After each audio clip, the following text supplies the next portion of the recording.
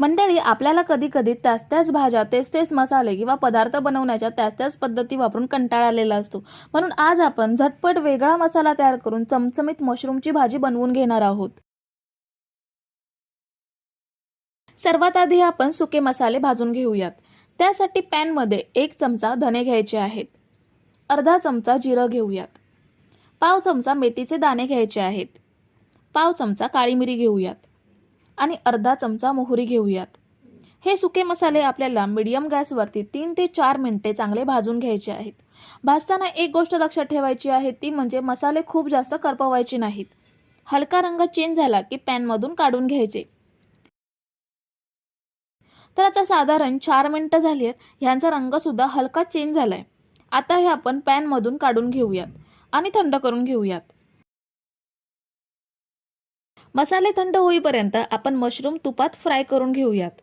आपण मशरूम घी रोस्ट ही रेसिपी बनवतोय, म्हणून आपण मशरूम आधी तुपात थोडा वेळ फ्राय करून घेणार आहोत. त्यासाठी मी पॅनमध्ये 1 चमचा तूप घेतलंय. तुपाऐवजी तेलाचा किंवा बटरचा सुद्धा वापर करू शकता. इथे मी 200 ग्रॅम एवढे मशरूम घेतलेत. मशरूम 10 मिनिटे पाण्यात ठेवून स्वच्छ धुवून कोरडे करून घेतलेत आणि त्यांना मधून कापून 2 भाग केलेत. आता आपण हे तुपामध्ये फक्त 2 मिनिटे फ्राय करून घेणार आहोत. तर हे बघा, आता मशरूमना पाणी सुटायला लागलंय. आपण हे पॅनमधून काढून घेऊयात. आपण भाजून घेतलेले सुके मसाले सुद्धा थंड झालेत. आता ते मिक्सरच्या जारमध्ये घेऊयात आणि याची छान पावडर बनवून घेऊयात.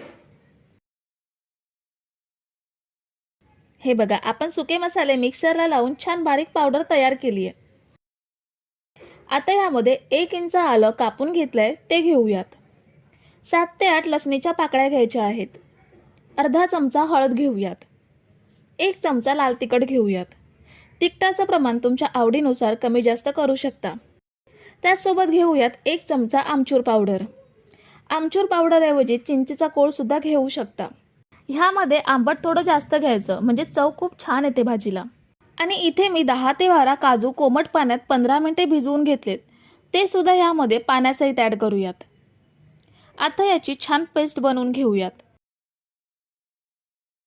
तर ही बघा, आपण सगळा मसाला छान बारीक वाटून घेतलाय. आता पुन्हा आपण पॅनमध्ये 2 चमचे तूप घेऊयात. इथे सुद्धा तुपाऐवजी तेलाचा वापर करू शकता. आता बनवलेला मसाला ह्यामध्ये घेऊयात. मसाला आपल्याला मीडियम गॅसवरती तेल सुटेपर्यंत छान भाजून घ्यायचा आहे. मसाला अधेमध्ये परतून घ्यायचा, नाहीतर जळू शकतो. तर मसाला आपला छान भाजला गेलाय. आता यामध्ये फ्राय करून घेतलेले मशरूम ॲड करूयात आणि मसाल्यामध्ये छान मिक्स करून घेऊयात. आपण मसाला बनवलाय त्या मिक्सरच्या जारमध्ये अर्धा ग्लास पाणी ॲड करून भांड्याला लागलेला मसाला सुद्धा ह्यामध्ये ॲड करूयात. आणि आपल्याला भाजी किती पातळ हवी आहे तेवढं पाणी ह्यामध्ये ॲड करू शकता. आता चवीनुसार मीठ ॲड करूयात आणि छान मिक्स करून आपण हे 2 मिनिटे शिजवून घेणार आहोत. तुम्ही जर इथेपर्यंत रेसिपी बघताय तर तुम्हाला एक विनंती आहे की व्हिडिओला एक लाईक जरूर करा. तर ही बघा, आपण 2 मिनिटं भाजी छान शिजवून घेतली आहे. मशरूम शिजायला जास्त वेळ लागत नाही, त्यामुळे भाजी पटकन तयार होते. वरून कोथिंबीर ॲड करून छान मिक्स करून घेऊयात आणि सर्विंग प्लेटमध्ये काढून घेऊयात. तर ही बघा, आपली चमचमीत मशरूमची भाजी म्हणजेच मशरूम घी रोस्ट आपण बनवून घेतली आहे. तुम्ही सुद्धा ह्या पद्धतीने भाजी नक्की ट्राय करा आणि भाजी कशी झाली हे सुद्धा कमेंट करून कळवा.